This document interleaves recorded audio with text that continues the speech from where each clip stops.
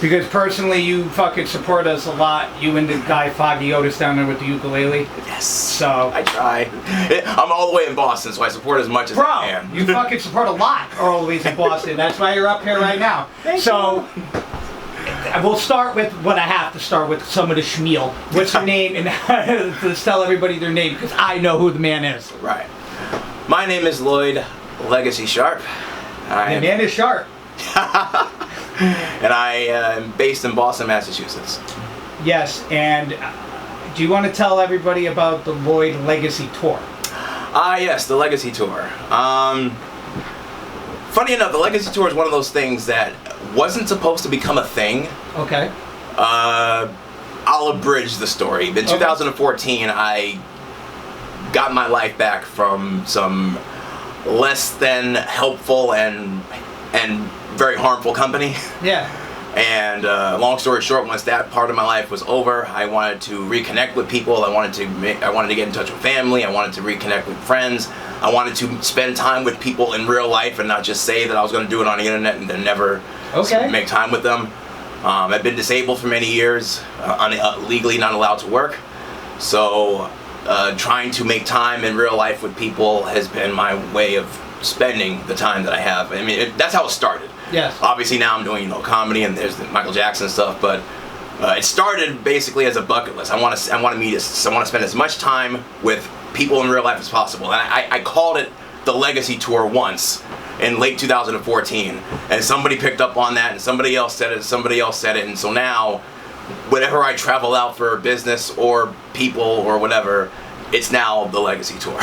But you really tour in almost like a band. Yeah, pretty much. Is it every day almost? It's not every single day. It's every time, whenever I have a comedy show to do, or somebody to visit, or people to go see and spend time with, or I'm doing the Michael Jackson thing. Whenever it's something that involves more than just me that I'm doing in public, it's part of the tour. I've seen you do quite a few performances because I follow you on Instagram and all that, and man, you're out there though. That's what I mean. It's a tour. If you ask me, you tour more than some of these rock bands. So how did you get into comedy? Comedy, that's weird. So I've been doing it for 7 years, but the first time I was at an open mic. I wasn't there to do comedy. It was 2016. Okay. I wasn't there to do comedy. I was there to support a friend of mine whose name is Jay DeMille, who is also a comedian. Very funny, by the way. If you don't know about them, look them up. But they were just a friend of mine that I met while I was hanging out in New Hampshire. And they said, hey, I'm going to do an open mic at the Winter Circle in Salisbury, Massachusetts. Would you like to come with? I'm like, sure, I'll come watch you do comedy. No idea what, I didn't know there was a local, scene, if you will. Exactly. I had no idea. Like, I knew that was a thing, but I had no concept of being connected to it. So, like, I go to the Winter Circle, and I watch Jay, and they're amazing, and I see the Winter Circle for the first time, and I'm as a fan, I'm laughing at jokes. I'm like, yeah, it's good, it's awesome. And then the host, Dave Radigan, I think Dave Radigan, a combination of either Dave Radigan and Josh Day, between the two of them, like one of them came over and said, Lloyd, you got a lot of energy. You want to do this? You want to go up here? No, I'm not here for this. I'm just here to watch Jay. Are you sure you want to do this? I don't want to do this. I'm just here to watch Jay. I just came to support them. Well, we signed you up. You're up next week. What? And that's how I got into comedy. and thank God you got into it. We had a comedy little competition 2 or 3 months ago. Mm-hmm. I actually picked you to win. And I do like our winner. I'm not going to say too many comics' names, whatever. Mm-hmm. We had one perform right before, but you're always amongst the top 3, and I don't just mean that, bro. It's funny, bro. Like, well, thank you. It's fucking funny. It's hard to make. I don't laugh too much, so shit fair. To make me laugh, dude, be funny. Thank you. It means a lot. I remember the first time I ever came here, one of the staff behind the bar, it was a couple of years ago, but like the first time I ever came here, one of the staff behind the bar was like, this guy's different. Yes. He tells jokes. Yes. He has structure. Like, this is a bartender saying this guy tells jokes. He has structure. I'm like, wow. So even with the rockers, the rappers, it's like stage presence as well, which gets me. So you got the belt going, you got the glasses going. I've seen you got the guitar once in a while. You got to have props, man, and you got to really play. So Calamari, who performs with us a lot, she shouted something. Yes. You got to be able to play off of people. Exactly. Those are where you get brownie points from me, man. Yes, thank you. That means a lot. Wow, I didn't know I was such. I knew people here enjoyed my work. I didn't know I was such a favorite here in Connecticut. That's awesome. Yeah, no, me and Capo really enjoy your performances. That's why we have you come as much as we can. And Yes. we know you come from Boston, so Right. you can't come every time. Right, exactly. Who are your comical influences? See, it's weird for me to cite comical influences because, like, obviously I grew up a fan of comedy. Like, I liked, people like, I liked Richard Pryor. I liked, when I was a kid and didn't know any better, I liked Bill Cosby. Yeah. And again, like, Bill Cosby's funny. He's funny. Just take all the other stuff out of it. Well, see, that's the thing. Like, because of where I come from and because of some of the things that I found out about him later, like, that he said on record, like, it's kind of, it becomes hard to separate the artists. Does Jello Pop take on a different meaning? Not so much that, but things like Spanish, like the Spanish Fly track, and oh yeah. there's this an album where he said if you're a parent with children, you understand that he's actually telling a story about him being an asshole to his wife. Okay. On the record, like Yeah. and I'm like, and he's actually getting groans and boos from his audience. Yeah. And he's telling the story, like he's playing the part of his wife, playing the part of himself. And then, like, he's telling the story. The audience is turning on him, Yeah. and it's like you don't have to tell this story on your album. You can easily just switch it or do something else. And I'm like, you know what? If you're leaning into it, if you're doubling down like this, doubling down. maybe there's something more than just So he made it harder. But again, he's funny. Like, I'm never going to deny this. Bring up another divisive guy, Michael Jackson. There are plenty of talented. You have to, yes. There are plenty let's talk about the talent. There are plenty of talented assholes in this business. Yeah. I can acknowledge that they're an asshole, but they're still talented. But anyway, I watched a lot of comedy growing up, but because I didn't go into comedy like my first night in the open mic, I didn't expect to do comedy. So since I didn't have any intention to do it until after I did it, it's hard for me to say that I had a comedy influence coming into it. Because coming into it wasn't a goal of mine. Yep. There's a lot of people I'm a fan of, but like I had to learn how to. It was 2 years before I ever got my first book show, because I was learning on the job. Yeah. And I had to find my own voice. I didn't want to sound like Dane Cook like everybody else was 5-6 years ago. Yeah. I didn't want to sound like this person, sound like that person. So like I found my own voice. If anything, my biggest comedy influence, like what I'm doing now, is the sport of pro wrestling. Okay. Yeah. Because when I'm on stage, I've been told this, and I've actually written my set this way.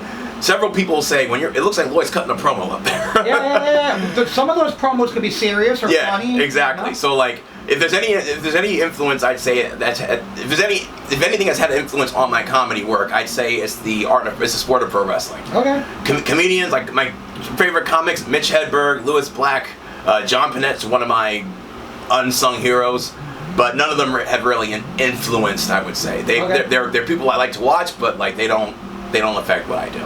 I see you do like a lot of little skits on your Instagram as well. Mm-hmm. Do you prefer doing the skit type things or more like the stand-up comedy? Both? I don't know if I have a preference. I have been told very often that I should try improv, and that I missed my second calling as an actor and all these things. So I'm actually taking my first improv class at the end of the month this year. At the end of the month this month. Okay. I'm taking my first ever. I'm caving basically. Yeah. But a good cave. Yeah, exactly. A good cave is better than what some people do. Especially if you go to New Haven, you find that out. Yeah. But I don't really have a preference. I enjoy stand-up's a little bit.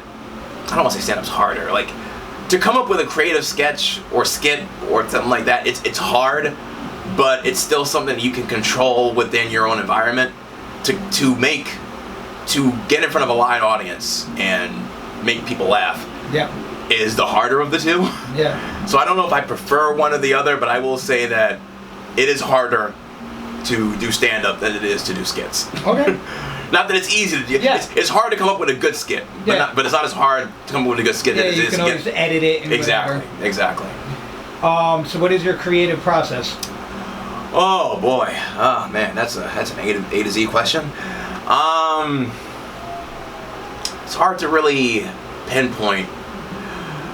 Best way I can describe my creative process is maniacal preparation. Okay. In-house rehearsals.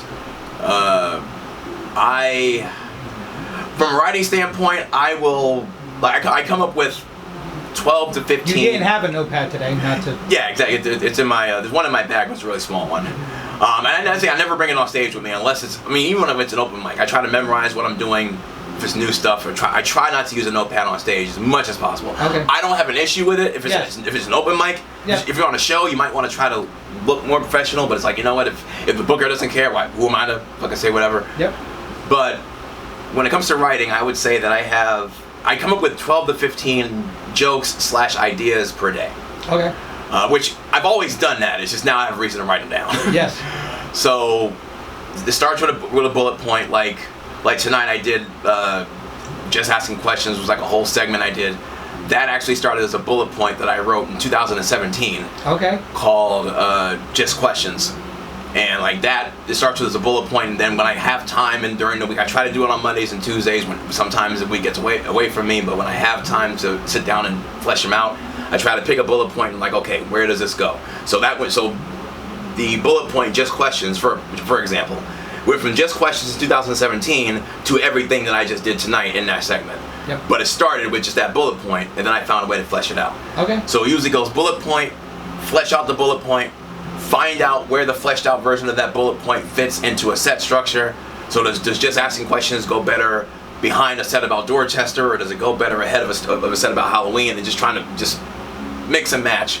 And then once I find a place to put it, then comes the composition. Usually it starts with, symbol of authority. That's basically how I introduce myself, and then so I always put that as the header, symbol of authority, and then there's the middle, there's the beginning, there's the middle, and then by the end, and whatever fits in the middle. So what seems like chaos to most people is actually